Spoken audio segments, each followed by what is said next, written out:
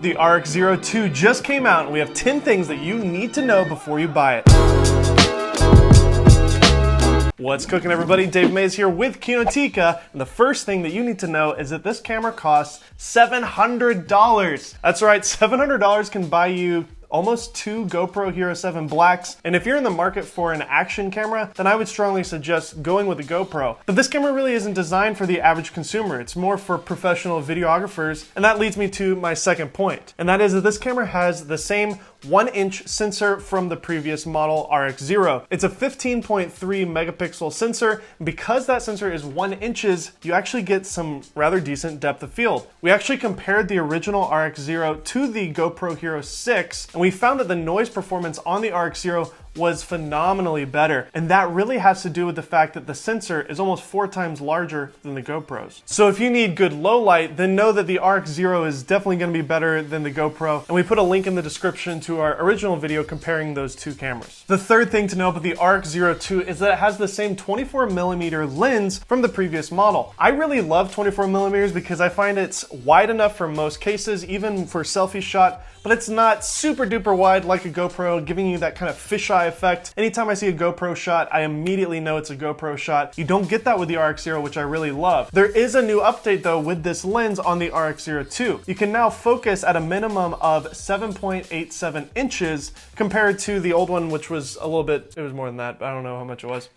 I'll just leave that out, which is great for those selfie shots. So you can actually focus on yourself really close, which leads to my fourth point about this camera. And that is that this camera finally has decent autofocus. Now it's not continuous, unfortunately, so you can't just hold the camera up, point at your face, face track, and then point at your subject away from you and then it focuses on that. But what this camera does have is a really reliable single autofocus system, which it's kind of a bummer. I wish it was continuous. Maybe they'll do this with firmware. But what that basically means is that if you're trying to film your subject in front of you, you just hold the trigger down and then it'll lock onto your subject and then you push record and the focus stays locked. Same is true for when you're filming yourself. You have to hold the trigger down halfway before you hit record. It locks into your face and it has eye detect, but once you push record, there's no continuous autofocus. The focus just stays locked at that setting that you had it set to. It's just gonna be kind of annoying, but it still is there. It's definitely better than the old one, which didn't have anything like that at all. It was only manual and you only had a couple settings. It wasn't very good. Number 5 is my favorite thing for you to know actually, and that is the cute little selfie screen that this camera has. Look how cute it is. Look at these pictures. I can't believe how cute this little flip screen is. It's literally the best flip screen I've ever seen. I can't believe they put one on here, and I hope it's a sign of good things to come with Sony. I hope that they do this for all their cameras moving forward. This screen is a 1.5-inch display, which means it's about the size of a postage stamp. But it's enough for you to actually make sure that you're recording. It's enough for you to make sure that your face is in the frame. And even if you're not filming yourself, you're not a vlogger, it's helpful because you can shoot in a variety of different angles and different perspectives. That's something that you can't get with a GoPro or the original RX0. Those screens were locked onto the back. You could not manipulate them. So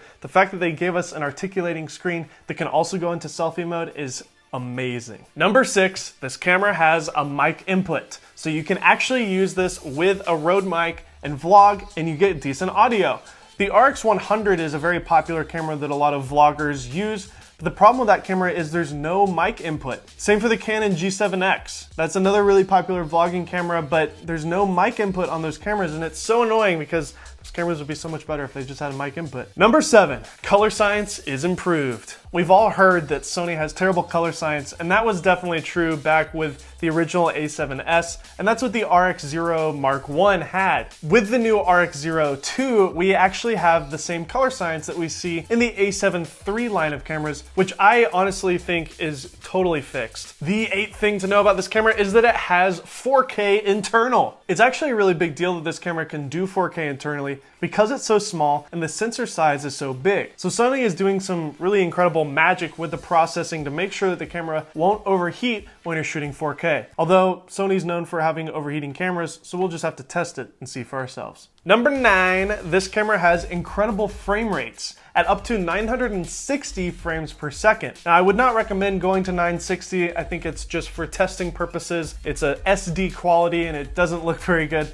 but you can go to full HD in 120 frames per second. And it's really great to have, especially if you're doing action camera stuff, skateboarding, snowboarding, waterboarding, any type of boarding that you want to do will always look good in slow motion. And the 10th thing to know about the RX0 II is, yes, it is a pro camera, but it still can be used like a GoPro because it's completely weather sealed. This camera can be used underwater just like a GoPro. You can also attach it to a motorcycle and get dirt all over it and mud on a dirt bike. You can jump off of a cliff and run into a wall.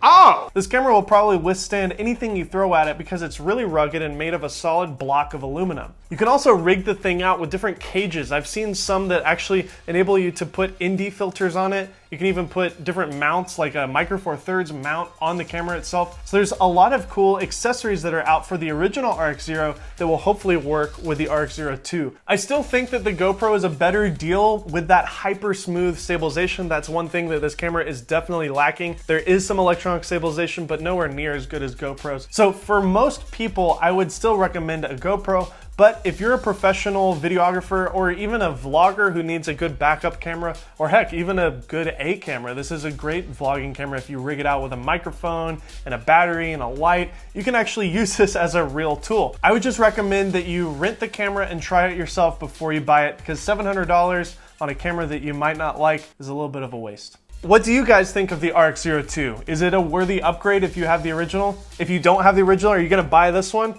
I think it's a really cool camera. Let us know in the comment section below. If you guys found this video informative, then hit the like button and subscribe to join the Kino Squad. Once again, I'm Dave Mays. This is Kinotika. See you next time.